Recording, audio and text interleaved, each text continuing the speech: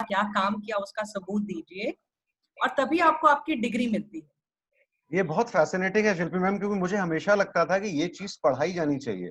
हम सारी चीजें बड़ी-बड़ी पढ़ के इंस्टीट्यूट से निकल जाते थे, और जब जब संस्थान में जाते थे, मेरी ट्रेनिंग आज तक में हुई थी, तो मुझे हम इतने क्लूलेस होते थे पहले 15 दिन तो, क्योंकि कुछ बताया नहीं जाता था कि इंटर्नशिप में क्या होता है। तो ये तो बड़ा वेलकम स्टेप है। तो ये तो इन लोगों को फायदा और होगा जब ये इंटर्नशिप देखेंगे। का जो वेटेज है, क्योंकि अब क्रेडिट सिस्टम है, वो 50 मार्क और 100 मार्क वाले पेपर नहीं होते हैं। जी। इंटर्नशिप का वेटेज काफी ज्यादा है, और हम तो बकायदा उनका एक वाइवा लेते हैं। अभी भी जो बच्चे हमारे इंटर्नशिप करके लौटे हैं, हमने हुँ, उनका ऑनलाइन वाइवा लिया, चूंकि यूनिवर्सिटी बंद है। तो हुँ। आपको उसमें सबूत देना पड़ता है कि आपने क्या सीखा, आपने क्या काम किया। और अब हमने चैनल्स को भी, अखबारों को भी ये बहुत क्लियर कर दिया है कि हम आपको अपने बच्चे सिर्फ इसलिए नहीं दे रहे हैं कि आप उनको बिठा के रखें, आप जी, उनसे काम जी। करवाएंगे, उनको काम कर रहे हैं। सिखाएंगे। और हम उनसे डिटेल लेते हैं कि किसको रिपोर्ट किया इस बच्चे ने, और हुँ, उस हुँ। जिसको रिपोर्ट किया उसको एक प्रॉपर फॉर्मेट में फीडबैक फॉर्म भर के भेजना होता है। फैबुलस, इसका ये तो काम बहुत कर तो आपका जो ऑर्गेनाइजेशन है वो भी बहुत रिस्पॉन्सिबली लेता है इसको, और बच्चा भी जो है वो भी बहुत सीरियसली लेता है। बहुत खूब, बहुत खूब। तो इसकी ज़रूरत थी। एक सवाल शिल्पी मैम जो आ रहा है, चूंकि आप एकेडमिक से भी जुड़ी हुई हैं, कि अगर क्लास 12th के बाद किसी को आगे ये किसी के मन में ये इच्छा हो या उसका सपना हो कि उसको मीडिया में अपना करियर बनाना है, तो उसके स्टेप्स क्या होंगे? कि उसको क्या सब्जेक्ट्स लेना चाहिए, या ये पूरी तरह ओपन है? 12th के बाद इमीडिएटली किसी संस्था को ज्वाइन करना होता है, या ग्रेजुएशन तक इंतजार करना होता है? कौन सी संस्थाएं अच्छी हैं इसमें? ये एक सवाल जो है वो अलग-अलग लोगों से आ रहा है, तो मैंने जस्ट उसको मिला करके एक सवाल के रूप में प्रस्तुत किया है। अ, जब हमने अपना करियर शुरू किया था, उस वक्त बीए के लेवल पे बहुत कम जगह ऐसी थी जहाँ पे पढ़ाया जाता था। दिल्ली यूनिवर्सिटी के शायद कुछ कॉलेज होते थे, या कुछ कुछ शुरू हुए थे नए। तो हमको नहीं पता था। हमने अब जैसे मैंने इकोनॉमिक्स पढ़ा, यासिर ने कुछ पढ़ा होगा, विशाल ने कुछ पढ़ा होगा, फिर हम आईएमसी के। अब जो है वो ज्यादातर लोग बीए के लेवल पर ही जर्नलिज्म शुरू कर देते हैं, क्योंकि जैसे कि मैंने कहा, टेक्नोलॉजी वाइज आपको बहुत कुछ सीख के जाना पड़ता है। आपको तकनीक की जानकारी होनी चाहिए। भाषा पे पकड़ तो वो तो एक गिवन है, वो तो है ही है, वो तो ज्वाइन करने से पहले ही होना चाहिए। आपको टेक्नोलॉजी की जानकारी होनी चाहिए।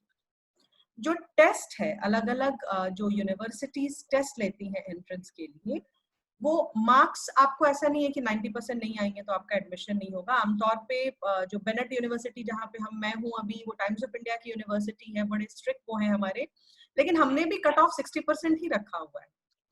एंट्रेंस में भाषा पे आपकी पकड़ और आपका जनरल अवेयरनेस देखा जाता है, आपने कितना शुद्ध लिखा जिस भी भाषा में आप एडमिशन लेना चाहते हैं, और एक जनरल अवेयरनेस चीजों के प्रति आपकी कितनी है। मतलब ये ना हो कि आपको देश के जो प्रमुख मंत्री हैं उनका नाम ना पता हो, या आपको देश के का जो कॉन्स्टिट्यूशन है, संविधान है, उसकी बेसिक चीजें नहीं पता हो, या आज देश में क्या चल रहा है किसी ने पूछ दिया कि भाई रेड जोन, ऑरेंज जोन और ग्रीन जोन का क्या फर्क है, तो आपको ना पता हो, तब मुश्किल है। लेकिन आमतौर पे इतनी जानकारी आपकी होनी चाहिए। तो आप अंडर ग्रेजुएट लेवल पे जा सकते हैं। हालांकि पत्रकारिता ऐसा फील्ड है जहाँ पे आपने अगर बीए कहीं कर भी लिया, किसी और विषय में कर लिया, बल्कि मुझे अच्छा लगता है हमारे पास एमए करने के लिए जो बच्चे आते हैं, वो कोई एक मेरी स्टूडेंट थी जो एक आर्किटेक्ट थी, और उसने आके जर्नलिज्म किया क्योंकि उसको मीडिया में इंटरेस्ट था। इंजीनियरिंग करके लोग आते हैं क्योंकि उनको मीडिया में इंटरेस्ट होता है, और वो साइंस और टेक्नोलॉजी के फील्ड में काम करना चाहते हैं। तो वो सारी चीजें भी आप कर सकते हैं। तो वो एमए के लेवल पे अगर आपको प्रॉपर डिग्री चाहिए 2 साल की, तो जामिया मिलिया यूनिवर्सिटी है दिल्ली में, वो काफी अच्छी है। कुछ और भी यूनिवर्सिटी है, पुणे में सिम्बायोसिस है जो काफी अच्छी यूनिवर्सिटी में गिनी जाती है। सोफिया कॉलेज है अंडर ग्रेजुएट लेवल पे मुंबई में, वो है। और अब ज्यादातर प्राइवेट यूनिवर्सिटी जो है वो आपको अंडर ग्रेजुएट में जर्नलिज्म और मास कम्युनिकेशन पढ़ाती है, ज्यादातर प्राइवेट यूनिवर्सिटी। अगर आपकी अवेयरनेस और भाषा अच्छी है तो आपका एडमिशन भी हो जाएगा। आईआईटीज जैसी गलाकाट प्रतियोगिता नहीं होती है यहाँ पे। जैसे अब इंजीनियरिंग भी मेरे ख्याल में काफी आसान है, प्राइवेट यूनिवर्सिटी में हो जाता है। तो अब जो है ये कंज्यूमर मार्केट हो गया है कि आपको बतौर बतौर छात्र ये डिसाइड करना है कि आप कहाँ जाएं, क्योंकि डिग्री तो आपको मिल जाएगी लेकिन वो डिग्री क्या आपको करियर भी दे पाएगी, ये जानना बहुत जरूरी है। क्योंकि फीस जो है वो काफी ज्यादा है और माँ बाप इतने पैसे दें, आप अपने यूथ का 3 प्राइम साल दे, 18 से 21 साल की उम्र या 17 से 20 साल की उम्र आप दे, और आप वहां से निकले और आपने कुछ ज्यादा सीखा और ना आपके पास एक नौकरी की अपॉर्चुनिटी है, तो वो बड़ा अन्याय है आपके समय के साथ, आपकी जिंदगी के साथ, आपके माँ बाप की मेहनत के साथ भी। तो यहाँ पे आपके लिए ये देखना बहुत जरूरी है कि आप किस तरह की यूनिवर्सिटी में जाना चाहते हैं। ज्यादातर प्राइवेट यूनिवर्सिटीज में ये प्रोग्राम है, दिल्ली यूनिवर्सिटी में है अंडर ग्रेजुएट लेवल पे, जहाँ पे जितना टफ एंट्रेंस कंपटीशन है वो जगह उतनी रिप्यूटेड है। तो जहाँ जो चीज बड़ी आसानी से मिले, समझो कुछ दिक्कत है, हम कहते हैं ना सस्ता रोए बार बार, तो आप अच्छी टॉप की जो यूनिवर्सिटीज है उनको अपना एम बनाएं। जहाँ पे आपको 10-12 बच्चों वाले बैचेस चल रहे हैं, वहां पे जाना आपके वक्त की बर्बादी है। ठीक है, जो रेप्यूटेड है वो मैं आपको बता रही हूँ कि सिम्बाइसिस काफी रेप्यूटेड है, सोफिया कॉलेज बहुत रेप्यूटेड है, एशियन स्कूल ऑफ जर्नलिज्म जो है उसके 2-3 ब्रांचेस हैं, वो मास्टर्स के लेवल पे है, वो है, जामिया है, दिल्ली यूनिवर्सिटी काफी रेप्यूटेड है, बहुत सारे जो सेंट्रल यूनिवर्सिटीज है वहाँ पे भी शुरू हो गए हैं, हर जगह है, झारखंड में सेंट्रल यूनिवर्सिटी है, बिहार में है, लेकिन वहाँ पे कोर्स का क्या लेवल है ये मैं अभी गारंटी नहीं कर सकती, क्योंकि ये बहुत ही नई यूनिवर्सिटी है। और दूसरी चीज मीडिया में जो बहुत जरूरी है आपके लिए देखना, वो ये है कि वहां पढ़ा कौन लोग रहे। एक तरीका होता है कि लोगों ने ग्रेजुएशन किया, पीएचडी की और वो सरकारी नौकरी में चले गए। जिस इंसान ने अखबार में या न्यूज चैनल में काम नहीं किया है वो पढ़कर पत्रकारिता नहीं पढ़ा सकता है। तो वहां की अब सब जगह वेबसाइट है, आप एक बार फैकल्टी प्रोफाइल देखिए कि वहां पे हर खासकर सारे प्राइवेट यूनिवर्सिटीज ने अपनी वेबसाइट पे डाल रखा है कि उनके यहाँ डीन कौन है, उनके यहाँ पढ़ाने वाले लोग कौन। आप ये देखिए कि कौन सी ऐसी यूनिवर्सिटी है जहाँ पे इंडस्ट्री से आए हुए लोग, वहां पे पढ़ाई का स्तर जो है वो बहुत ही प्रैक्टिकल ड्रिवन होगा और वो आपको इंडस्ट्री की से ज्यादा वाकिफ कराएगा, आपको ज्यादा अच्छे तरीके से ट्रेन कराएगी वो जगह। तो एक बार वो जरूर देखिए कि लोग इंडस्ट्री से हैं कि नहीं वहां पे, जो उनका बार ऑफ एंट्रेंस है वो कितना हाई है वो देखिए। ठीक है, बहुत सारी यूनिवर्सिटीज है, बल्कि दिल्ली एनसीआर में मैं कहूंगी 50 जगह होंगी जहां मास कम्युनिकेशन की पढ़ाई की जाती है। अगर आप पढ़ाया जाता है, अगर आप मुझसे पूछेंगे कि कौन सी जगहों पे हम जाएं, तो 5-7 से ज्यादा ऐसे नहीं अंडर ग्रेजुएट लेवल पे जहां आप जा सकते हैं। मैं जिस जगह पढ़ाती हूँ, टाइम्स ऑफ इंडिया ग्रुप की चूंकि यूनिवर्सिटी और मीडिया में बहुत बड़ा नाम है, टाइम्स ऑफ इंडिया ग्रुप अखबार भी है, चैनल भी है और वो सब भी है, तो वहां पे बड़ी तेजी से हमने बहुत बड़ा डिपार्टमेंट हो गया है। यहाँ पे 200-250 बच्चों की सीट है और यहाँ पे खासकर आप देखेंगे तो आपको बहुत सारे लोग इंडस्ट्री से आएंगे। नॉर्मल हमने रखा है कि कम से कम 10 साल जिसने इंडस्ट्री में काम किया है वही यहाँ पे पढ़ाने आ सकता है। तो यहाँ पे काफी ज्यादा एक्सपोजर इसलिए भी है क्योंकि हमारे ग्रुप के अंदर ही सारी चीजें हैं। आपको टाइम्स ऑफ इंडिया में इंटर्नशिप मिल जाएगी, आपको टाइम्स नाउ में या मिरर नाउ में मिल जाएगी, या जो वेबसाइट है या इवेंट मैनेजमेंट कंपनी है वो हो जाएंगी। लेकिन एंट्रेंस का बार यहाँ पे काफी हाई है। तब नई यूनिवर्सिटी है इसलिए हम किसी को भी ले लेते हैं, ऐसा नहीं है। एक प्रॉपर एंट्रेंस टेस्ट है, हम आपको जज करते हैं आपकी भाषा के आधार पे, आपके अवेयरनेस के आधार पे, और करीब 2-3 हजार लोगों को शॉर्टलिस्ट करके लाया जाता है। उनमें से हम 100-150 लोगों को चुनते हैं और रिगर बहुत ज्यादा है। आपको पहले 6 महीने में आप अखबार निकालना शुरू कर देते हैं। बेनेट टाइम्स करके हमारा अखबार है जो हमारे बच्चे निकालते हैं। BU TV करके हमारा एक न्यूज चैनल है जहां बच्चे रिपोर्टिंग करते हैं, बच्चे एंकरिंग करते हैं, और ये सारी चीजें अवेलेबल हैं। बल्कि बच्चों के ऊपर हम ये भी चैलेंज डालते हैं कि अगर कुछ आपने इतना प्रोफेशनल किया तो हम उसको टाइम्स नाउ पे भी दिखाएंगे, हम उसको टाइम्स ऑफ इंडिया की वेबसाइट पे भी दिखाएंगे। तो इस तरह का रिगर जहां कहीं भी आपको दिखे एंट्रेंस में, माँ बाप के लिए खासकर बहुत जरूरी है। सिर्फ कहने के नाम पे आप कहीं भी ना भेजते बच्चे को, आप देखिए कि उनका एंट्रेंस प्रोसेस क्या है और वो आपको क्या वो आपको एक कस्टमर की तरह ट्रीट कर रहे हैं या आपको एक पेरेंट की तरह ट्रीट कर रहे हैं जिसको अपने बच्चे का करियर बनाना है?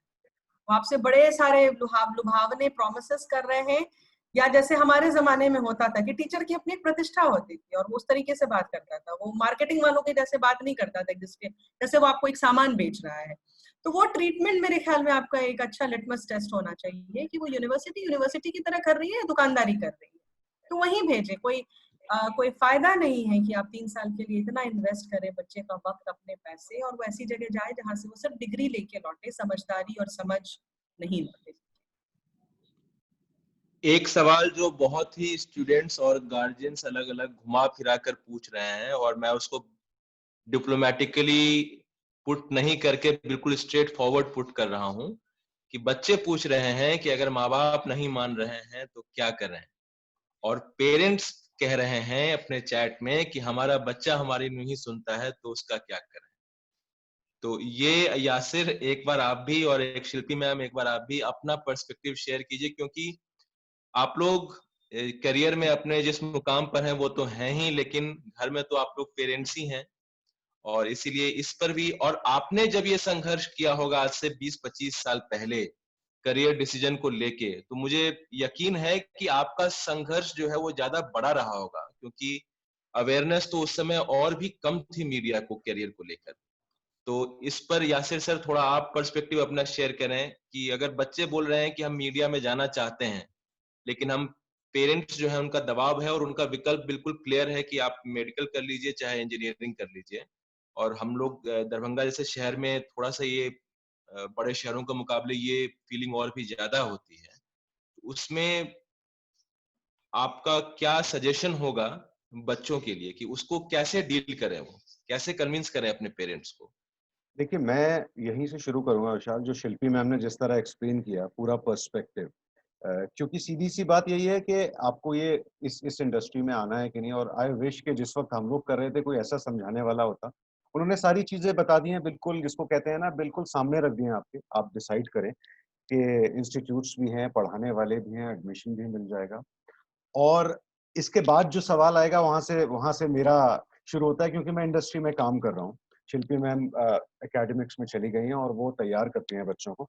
लेकिन जब किसी भी बड़े से बड़े इंस्टीट्यूट हिंदुस्तान के मीडिया से जब वहाँ से पास आउट होके बच्चे निकलते हैं, तो क्या गारंटी है, ये मैं माँ-बाप के पर्सपेक्टिव से खुद ही बोल रहा हूँ, कि क्या गारंटी है कि उनको किसी बड़े चैनल में या छोटे चैनल में या किसी भी अखबार में नौकरी मिल जाएगी? ऐसी कोई गारंटी वर्ड मैं यूज़ कर रहा हूँ। कि आप 5 लाख रुपए खर्च करके आए हैं उन 3 साल में, तो क्या कोई गारंटी है कि आपको नौकरी मिलेगी? मैं सीधा-सीधा जवाब देता हूँ कि नहीं, कोई गारंटी नहीं है। गारंटी इस बात की है कि मीडिया में नौकरियों की कमी नहीं है, लेकिन फिर भी गारंटी नहीं है कि आपको नौकरी मिलेगी, क्योंकि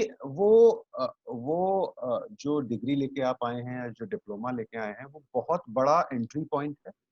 लेकिन बस वो वहीं खत्म हो जाता है एज़ फार एज़ नौकरी इज़ कंसर्न्ड।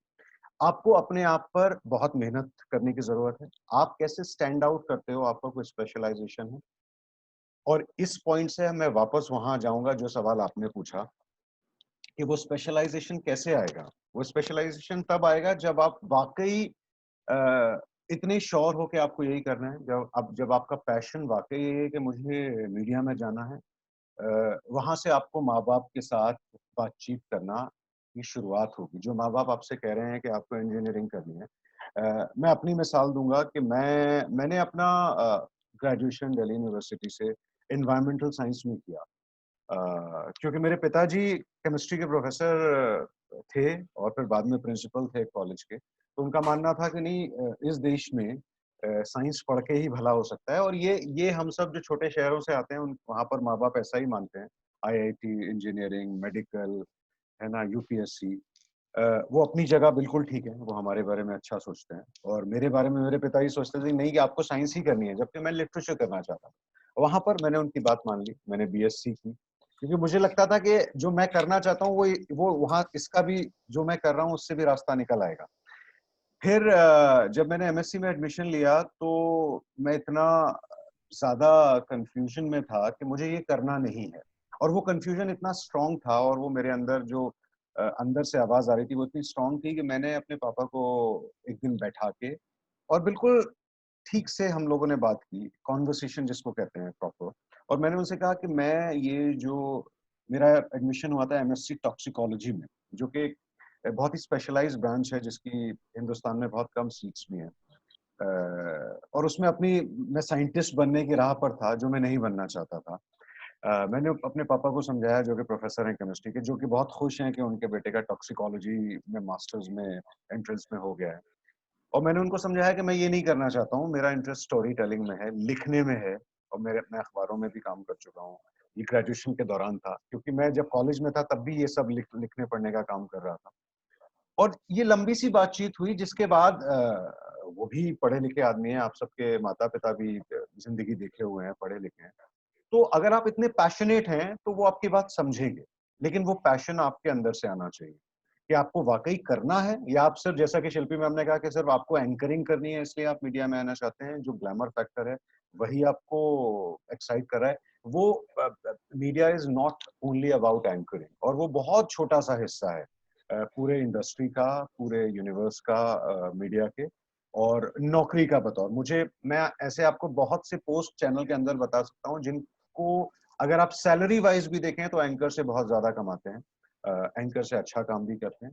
लेकिन हाँ, वो ग्लैमर हो सकता है जो जिसको देख के आप मीडिया में आना चाहते हैं। अगर वो सिर्फ एंकरिंग है, तो मुझे लगता है आपको सोचना चाहिए उस पर बैठ के, और हम लोगों के नंबर ले लीजिए। अगर आपको कभी डिटेल में मुझसे बात भी करनी है तो मैं आपसे बात करने के लिए तैयार हूँ। वो आवाज, वो पैशन बहुत जरूरी है कि आपको स्टोरी टेलिंग ही करनी है, आपको मीडिया में ही आना है, आपको जो जो देखते हैं मीडिया में सब कुछ, या जो दिखाई नहीं देता वही सब, जो शिल्पी मैम ने भी एक्सप्लेन किया, वो सब वाकई करना है अपनी जिंदगी में। तभी आप अपने माँ बाप को कन्विंस कर पाएंगे। सिर्फ बुलेटिन पढ़ते हुए देख के कि आपको इस एंकर की तरह आगे बढ़ के काम करना है। मैं ये नहीं कह रहा हूँ कि आप एंकर नहीं बन सकते, हो सकता है आप एंकर बन जाएं, लेकिन वो बहुत छोटा सा हिस्सा है। वो सब कुछ नहीं है मीडिया का। ये बात हमेशा अपने दिमाग में रखनी है, क्योंकि फिर अगर आप खुदा ना खास्ता एंकर नहीं बनेंगे तो आपको अफसोस होगा। जबकि बाकी सारे जो हम सब भी अंदर काम करते हैं मीडिया के अंदर, वो एक नॉर्मल नौकरी भी है, लेकिन हम सबका बहुत पैशन जुड़ा है, इसलिए हम यहाँ पर आए। हम लोग कुछ और भी कर सकते थे। मैंने बाद में एनवायरमेंटल साइंस में एमएससी किया, अपना मास्टर किया। मैं चाहता तो एमएससी कर सकता था, लेकिन मेरा इंटरेस्ट, मेरा पैशन मीडिया में था, तो मैं वो करके भी यहाँ आया। तो सब कुछ आपको, मेरा इंटरेस्ट सिनेमा में था, तो जब मुझे शुरू में मीडिया में नौकरी मिली तो मैंने शुरू के 5 साल सिर्फ इस देश के बड़े बड़े क्राइम शोज का प्रोड्यूसर था मैं। और मुझे बहुत अंदर से कोफ्त होती थी कि मैं ये क्यों कर रहा हूँ, ये तो मुझे करना ही नहीं है, मैं तो क्राइम शोज देखता भी नहीं हूँ, फिर मैं क्राइम शोज लिख और बना क्यों रहा हूँ। लेकिन वो मैंने कहा कि वो जर्नी का हिस्सा है, क्योंकि मैं मीडिया जब पढ़ के आया हूँ तो मैंने पॉलिटिक्स में भी ट्रेनिंग ली, और मैंने क्राइम की स्क्रिप्ट कैसे लिखी, सब कुछ देखा। तो जो जो जिस चीज में मेरा पैशन था, सिनेमा की रिपोर्टिंग में, सिनेमा के बारे में लिखना चाहता था, मैं फिल्मों का शौकीन था, फिल्मों के बारे में पढ़ता था, देखता था। वो पहला मौका मुझे अपने करियर में 5 साल बाद मिला। 5 साल मैंने दूसरे काम किए। मैं देश के अलग अलग गाँवों में गया, और उसमें विशाल सर भी मेरे साथ थे, कि हम जाके गाँवों में छोटी छोटे पैकेजेस बनाते थे। उस शो का नाम था ग्रामीण भारत, जिसमें मैं कश्मीर से लेके कन्याकुमारी तक के गाँव में गया। और आज, उस वक्त मुझे बहुत बुरा लगता था कि मैं ये क्या, दुनिया तो एंकरिंग कर रही है बैठ के, और मैं ये गाँव-गाँव क्यों भटक रहा हूँ। अब मैं देखता हूँ कि वो मौका मुझे कभी नहीं मिलेगा। मैं कैसे-कैसे लोगों से मिला, कैसे-कैसे एक्सपीरियंसेस हुए। उत्तरांचल और उत्तराखंड और कश्मीर के दूर-दराज गाँव में गया, वहाँ के लोगों से मिला, उनकी ज़िंदगी को समझा। ये इतना वैल्यूएबल एक्सपीरियंस है जो मैं अब रेप्लिकेट ही नहीं कर सकता। मैं दोबारा वो कर ही नहीं सकता वो काम, वो मौका ही नहीं मिलेगा। तो जब तक आप पैशनेट नहीं है, आपको वाक़ई आना है। जैसे किसी के अंदर से आवाज आती है कि मुझे डॉक्टर ही बनना है, तो फिर वो कन्विंस करने की जरूरत नहीं है, वो बन जाएगा। फिर आप माँ-बाप को भी कन्विंस कर लेंगे। लेकिन वो पहली आवाज आपके अंदर से आनी चाहिए, तब आप माँ-बाप को कन्विंस कर पाएंगे। नौकरियां हैं, जैसे शिल्पी मैम ने कहा, नौकरियां हैं, लेकिन आपको अपने ऊपर वैसे ही मेहनत करनी होगी। ऐसा नहीं है कि आपका, बहुत से हमारे क्लासमेट्स थे जिनका यूपीएससी में नहीं हुआ था, तो ये उस दौर की बात बता रहा हूँ, आजकल ऐसा नहीं होता, या कहीं और नहीं हुआ था एडमिशन, और आईएमसी में हो गया था तो इसलिए पत्रकारिता कर ली। अब दौर बहुत स्पेशलाइज्ड हो गया है। अब आपको 12th तक आके, या 12th नहीं तो आप 3 साल और ले लें, ग्रेजुएशन आप पत्रकारिता में मत कीजिए, आप ग्रेजुएशन किसी और चीज में कर लीजिए, ताकि 3 साल और मिल जाए ये सोचने के लिए। आपकी सोच भी डेवलप होगी कि क्या आपको वाकई मीडिया में आना है। मैं ये कहूंगा कि तभी आइए जब वाकई आप आना चाहते हैं। ये बहुत इंपॉर्टेंट है। नहीं तो सोच लीजिए, समय ले लीजिए, जो लोग काम कर रहे हैं, मैं अपना तैयार हूँ, आप बात करने को, आप मेरा नंबर विशाल सर शेयर कर लेंगे। अगर आपको वाकई बहुत डिटेल में बात करनी है, मैं तैयार हूँ इसमें आपकी मदद करने के लिए कि आपको वाकई ये आपका फोटे है या आप वाकई सही वजहों की वजह से मीडिया में आना चाहते हैं। वो वजह बहुत इंपॉर्टेंट है, उस वजह पे फोकस कीजिए। माता पिता समझ जाएंगे, माता पिता हमेशा बच्चों की बात समझ जाते हैं, ऐसा मेरा मानना है, अगर आप वाकई कन्विंस्ड हैं कि आपको यही करना शिल्पी मैम, एक इसी सिलसिले का जो सवाल है जो बार बार आ रहा है कि जो पेरेंट्स के पर्सपेक्टिव से ये सवाल है कि जो माँ बाप अक्सर पूछते हैं कि जब बच्चे हमसे किसी नीश करियर के बारे में बात करते हैं, और दरभंगा के अगर मैं नजरिए से देखूं तो मीडिया भी एक नीश करियर ही कहलाएगा यहाँ पर, तो माँ बाप कहते हैं कि हम उनको डिस्करेज नहीं करना चाहते हैं, लेकिन हम ये भी तो श्योर नहीं है कि ये बच्चे का टेम्पररी एक फैड तो नहीं है कि आज उसने आके हमें कह दिया कि हम मीडिया में जाना चाह रहे हैं और 2 महीने के बाद वो हमसे आके कह देगा नहीं मीडिया नहीं, हमें कुछ और करना है। तो ये हम कैसे समझें? हमसे ये किसी निश करियर के बारे में बात करता है, वो मीडिया उसका एक हिस्सा है, वो हो सकता है कल को फैशन डिजाइनिंग की बात करे या एक राइटर बनने की बात करे, तो कैसे समझे, आकलन इसका कैसे सही करें कि ये इस बच्चे का टेम्परेरी फैड है या वाकई में ये बच्चा पैशनेटली इस करियर के बारे में सोच रहा है और आगे बढ़ना चाहता है। क्योंकि अगर वो डिफरेंशिएशन हमारी सही नहीं होगी तो हमारा फैसला या हमारी जो गाइडेंस होगी वो भी सही नहीं होगा। बिल्कुल, और मैं बिल्कुल ही इत्तेफाक रखती हूँ माँ बाप के इस कंसर्न से, और मैं भी एक तरह से कहूँ तो उसी नाव में हूँ। मेरे बच्चे भी 10th में आए हैं और मेरा बेटा पियानिस्ट बनना चाहता है, वो म्यूजिशियन बनना चाहता है क्योंकि वो बहुत अच्छा पियानो बजाता है। और ये तो बिल्कुल ही नीश करियर है क्योंकि हम तो मीडिया को मेन स्ट्रीम मानने लगे हैं। तो ये डर मेरे अंदर भी है कि भाई तुम जो भी कॉलेजेस, अब हमें तो नहीं पता उसने कौन कौन से कॉलेज दुनिया के 4 बेस्ट 5 बेस्ट कॉलेज शॉर्टलिस्ट कर रखे हैं कि मैं वहां जाऊंगा, और वहां नहीं हुआ तो मैं पढ़ने में तो अच्छा हूँ, मैं इंजीनियरिंग भी कर लूंगा। तो वो डर रहता है आपके माँ बाप का। मेरे माँ बाप का भी था। मेरे पिता ने मुझ पर बहुत भरोसा किया और ज्यादा वक्त नहीं लगा उनके भरोसे का, क्योंकि 1 साल का ही कोर्स था और तुरंत नौकरी मिल गई। आज तक में तो 1-2 साल में उनको लगा कि ठीक है, ये अच्छा फैसला रहा। लेकिन आप ऐसे में क्या करेंगे? आप ऐसे में अपने बच्चे पे विश्वास करेंगे। डर आपके अंदर है, उसको अवेयर रखते हुए कि देखो इसमें ये चीजें हैं, ये भी हो सकता है, वो भी हो सकता है। आप उसको आप उस पर भरोसा करेंगे। दूसरी चीज जो हम हमेशा कहते हैं, it's you are never late to do the right thing. तो अब जो है वो दुनिया उस तरह की नहीं रही है कि आपने किसी को बोल दिया कि अरे भाई मैंने ये भी किया, मैंने वो भी किया, तो लोग आपको सीरियसली नहीं लेंगे। जैसे मेरे पिताजी इंजीनियर होके रिटायर किए और वो कहते थे कि हमारे जमाने में जो एमटेक करने चला जाता था उसको कहते थे इसको नौकरी नहीं मिली बीटेक के बाद इसलिए टाइम पास कर रहा है एमटेक करके, जरूरत ही नहीं। ठीक है, अब वो जमाना नहीं रहा। आपके पास अब जितना ज्यादा एक्सपीरियंस है अलग अलग फील्ड का, जितना ज्यादा एक्सपीरियंस है अलग अलग फील्ड का, आप उससे उतना ज्यादा बेनिफिट करते हैं। और ये जो दुनिया है वो उसको अप्रिशिएट करती है। पहले जो लोग कहते थे ना हम नौकरी छोड़ के अपनी कंपनी खोलेंगे, उसको लोग पागल समझते थे। और खुदा ना खास्ता वो अपनी कंपनी अगर फेल कर गई तो उसके लिए दुनिया में और कोई रास्ता नहीं बचता था। अब अगर आपने अपना एक स्टार्टअप चलाया और वो फेल कर गया तो कॉर्पोरेट वर्ल्ड जो है वो दोनों हाथों से आपका स्वागत करता है, बाहें फैलाकर। क्योंकि उनको लगता है कि जिसने अपनी कंपनी चला ली उसको 360 डिग्री आइडिया है, हर चीज का आइडिया है कि कंपनी में किस तरह के चैलेंज आते हैं। तो वो चाहे जिस भी पोजीशन पे एक वेल स्टैब्लिश कंपनी दोबारा ज्वाइन करना चाहे कि भाई हमने कोशिश की, वो फेल कर गया, हमको वापस एक नौकरी ही करनी है, तो आपके पास नौकरियों की कमी नहीं होती। तो दुनिया बदली है। आपका बच्चा कल को पत्रकारिता करना चाहे और 2-4 साल बाद उसको लगे कि नहीं कुछ और बेहतर, और विशाल आपके पास इस चीज के बहुत बड़े उदाहरण हैं। उन्होंने MBA किया, कॉर्पोरेट वर्ल्ड में काम किया, और आज की डेट में उनके पास जिस तरह का एक्सपीरियंस होगा स्कूल चलाने का। आपके यहाँ कितने स्कूल्स हैं जिनके डायरेक्टर इस तरह के जूम कॉन्फ्रेंसेस करके करियर काउंसलिंग कर रहे हैं? क्योंकि उनको पूरी दुनिया देखी हुई है, अलग अलग सेक्टर उन्होंने देखा हुआ है, तो उनको इस चीज का एक्सपीरियंस है। तो कल को अगर आपके बच्चे को लगता है कि नहीं हमको ये नहीं ये करना है, तो वो दोबारा शुरू कर सकता है। और पत्रकारिता की पढ़ाई या पत्रकारिता की जो नौकरी है चंद सालों की, वो उसको हेल्प ही करेगी, उसमें बाधक नहीं बनेगी। मैंने अगर 10 साल इंडस्ट्री में काम नहीं किया होता तो एकेडमिया में मुझे उस तरह का एक्सपोजर या उस तरह की रिस्पेक्ट नहीं मिलती जो मुझे आज मिलती है, क्योंकि मैंने कहीं से कागज पे बीए, एमए, पीएचडी करके नौकरी नहीं शुरू कर ली पढ़ाने की। जब मैं पढ़ाती हूँ तो उसमें मेरे एक्सपीरियंसेस आते हैं, उसमें चैलेंजेस आते हैं। हम हर रोज, अभी भी हर रोज मैं इंटरैक्ट करती हूँ। एक नई चीज टीवी पे दिखती है, मैं तुरंत उस चैनल में जो अपने दोस्त है उनको फोन करके पूछती हूँ कि ये क्या नई तकनीक थी, ये तुमने कैसे किया, ताकि मैं उसको अगले दिन अपनी क्लास में पढ़ा सकूं। तो वो एक्सपीरियंस ने नुकसान नहीं किया है बल्कि फायदा ही किया है। दूसरी चीज, अगर शायद आपको ये सुन के थोड़ी तसल्ली हो, यूपीएससी में जो ग्रेड 2 के जो ऑफिसर्स होते हैं इंडियन इंफॉर्मेशन सर्विस में, एक जो डायरेक्ट जाते हैं यूपीएससी के थ्रू, वो तो होते ही हैं।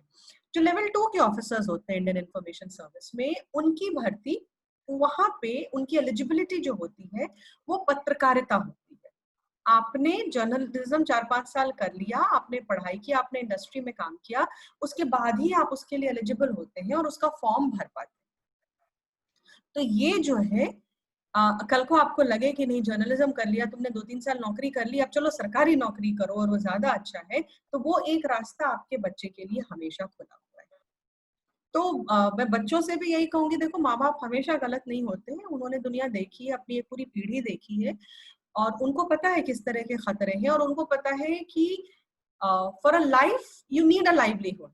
आपको जीवन के लिए एक नौकरी और एक करियर चाहिए, तो उनको ये चीज पता है। तो आप उनका भी विश्वास कीजिए, और माँ बाप हमसे ज्यादा हमारे बच्चे अवेयर हैं। वो हमारी उनके पास जो आपने एक उनको स्मार्टफोन दे रखा है, उससे उनकी दुनिया इतनी बड़ी हो गई है कि उनको हमसे ज्यादा अवेयरनेस है, और हर चीज में अब एक्सपर्टीज है। तो इंजीनियरिंग, और मुझे लगता है इस देश में जितने बेरोजगार इंजीनियर बैठे हैं, उतनी बेरोजगारी तो और किसी भी फील्ड में नहीं है। और जिस तरह की पढ़ाई है इंजीनियरिंग, तो मत कीजिए इंजीनियरिंग, डॉक्टर, और इतने सारे फील्ड हैं, इतनी सारी चीजें हैं जहाँ पे आप काम कर सकते हैं। आप उनको करने दीजिए। और मीडिया में कुछ ऐसा नहीं है कि आपको झोला उठा के पत्रकार ही होते हैं, बहुत सारे बड़े ही हाई पेइंग और बड़ी ही ग्लैमरस नौकरियां हैं। एडवर्टाइजिंग एंड पब्लिक रिलेशंस जो है वो बहुत ही हाई पेइंग नौकरी है आज की डेट पर, बड़ी ही ग्लैमरस नौकरी है आज की डेट में। तो ऐसा नहीं है कि वो सिर्फ वो किसी सरकारी दफ्तर के बाहर अपना वो एक नोटपैड लेके बैठा हुआ इंतजार करता हुआ पत्रकार है, ऐसा नहीं है। और आज की डेट में तो आप देखिए जिस तरह से कोरोना वॉरियर्स हैं पत्रकार, वो सड़क पे निकल के जिस तरह से प्रशासन और पुलिस और सफाई कर्मी काम कर रहे हैं, उससे ज्यादा पत्रकारों का भी योगदान है और वो भी काम कर रहे हैं। तो पत्रकारिता में अपनी एक प्रतिष्ठा, अपना एक ग्लैमर तो है ही है। उसके अलावा भी जो मीडिया के फील्ड है, रेडियो है, रेडियो बहुत बड़ा इमर्जिंग है, और बहुत पैसा, बहुत ग्लैमर है। और जो रेडियो जॉकी है वो किसी सेलिब्रिटी से कम नहीं है आज की डेट में। पहले भी होते थे, अब ज्यादा इसलिए है क्योंकि अब रेडियो स्टेशंस की तादाद बहुत ज्यादा है, स्थानीय रेडियो बहुत ज्यादा है, बड़े शहरों में तो है ही है। तो ऐसा नहीं कि रिस्ट्रिक्टेड फील्ड है, बल्कि मुझे लगता है ये दुनिया का इकलौता ऐसा फील्ड है जहां आप चाहे जितने भी वेरिड बैकग्राउंड से आए हो, वो आपकी अच्छा है। तो अगर बच्चा अभी करना चाहता है तो मेरे ख्याल में कुछ भी कमती नहीं है इसमें। आप पत्रकारिता करके आप एकेडमिया में भी आ सकते हैं, वो बहुत बड़ा फील्ड है। जिस तरह से आजकल यूनिवर्सिटी, सरकारी यूनिवर्सिटीज आई हैं, बहुत सारे लोग चाहिए। मैं जिस स्थिति में हूँ, मैं दिल्ली नहीं छोड़ सकती, परिवार ऐसा है, नहीं तो देश के जितने अलग अलग सेंट्रल यूनिवर्सिटीज से लोग फोन करके बोलते हैं कि आप अप्लाई करो और ज्वाइन करो। बहुत ज्यादा संभावनाएं हैं आपके पास। Okay, thank you ma'am. और मुझे लगता है अब सेशन का केवल 5 मिनट बचा हुआ है, तो हम लोग इसको समराइज करेंगे। We will not get into the fourth session of Zoom, हम लोग इसको समराइज करेंगे। मैं एक छोटा सा ऑन अ लाइटर नोट वाकया शेयर करता हूँ कि एक बच्चा और उसके फादर दोनों मेरे सामने बैठे हुए थे, और बच्चा बार बार 3 इडियट्स का एग्जाम्पल दे रहा था कि आप 3 इडियट्स में ऐसा होता है। आजकल की जनरेशन बहुत उससे प्रभावित भी है। कि किस तरह से इंजीनियरिंग करके एक बहुत ही अच्छे इंस्टीट्यूशन से उसने फोटोग्राफी को अपना पैशन को अपने करियर के रूप में चुना, और जो उसके पापा थे बहुत देर तक सुने रहे और सुनते रहे इस बात को, और लास्ट में उन्होंने कहा कि बेटा एक बार दंगल भी देख लेना। तो तो ये एक जो डिस्कशन और डिबेट और एक विवाद है, और जिसकी खासियत ये है कि इस पूरे विवाद और डिस्कशन में दोनों ही पार्टी एक ही पार्टी का भला चाह रही है, और ये बड़ा ही यूनिक किस्म का विवाद है, क्योंकि अल्टीमेटली बच्चे और माँ बाप दोनों ही बच्चे की भलाई ही चाह रहे हैं। और विशाल मैं बीच में 1 सेकंड रोकूंगा, क्योंकि फिल्म का मामला आ जाता है तो मेरे एकदम से एंटीना खड़ा हो जाता है कि जब 3 इडियट्स का एग्जाम्पल भी देते हैं ना, तो सारी चीजें ठीक है, वो ये सबको ये याद रहता है कि इंजीनियरिंग की बुराई की थी और डीन की उसमें बेइज्जती की थी, लेकिन ये याद नहीं रहता कि उसका जो लीड कैरेक्टर था वो हमेशा इस बात पे जोर देता है, फोकस करता है कि काबिलियत बहुत इंपॉर्टेंट चीज है, और जहां जो पढ़ने को और सीखने को मिले वो सीख लो। वो बार बार कहता है कि किताबें तो मुफ्त हैं। मैं तुम्हें, अपने प्रेस वाले लड़के को कहता है कि मैं तुम्हें यूनिफॉर्म देता हूँ, किसी भी स्कूल में जाके बैठ लो और ले लो, ज्ञान ले लो। तो ज्ञान तो आजकल हमारे पास गूगल नाम का एक चीज है, उसमें सब चीजें ठीक नहीं होती, लेकिन वो धीरे धीरे आप सीख जाएंगे ये जानना कि सही क्या है और गलत क्या है। ज्ञान तो अर्जित करते रहिए, चाहे आप दरभंगा में है या बरेली में है, वो बहुत इंपॉर्टेंट है। वो उसका इंतजार मत कीजिए कि मुझे जब डिग्री मिलेगी और जब मैं मीडिया पढ़ने जाऊंगा तभी सीखूंगा।